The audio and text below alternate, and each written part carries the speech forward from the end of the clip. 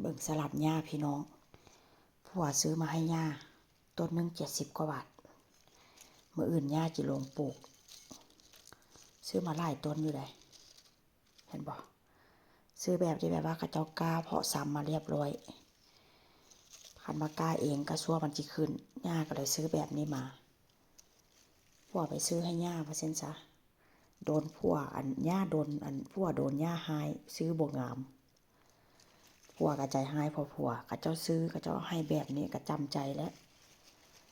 ไปซื้อเนาะเขาจะเอาให้แบบนี้มันก็ต้องได้เอาแบบนี้ละเพิ่นยาวมันแก่ว่าซั่นเห็นบ่ยาวมันแก่เสียงพากค่อนข้างเด้อพี่น้องกำลังสิไปนอนแปรงฟันล้างหน้าล้างตาทาครีมสิไปนอนแล้ว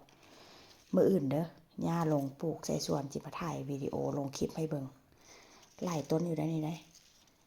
แต่ว่าปลูกก็แป๊บเดียวแล้วเดือนกว่า2 เดือนก็ได้กินแล้วไปแล้วเด้อพี่น้องบ๊ายบาย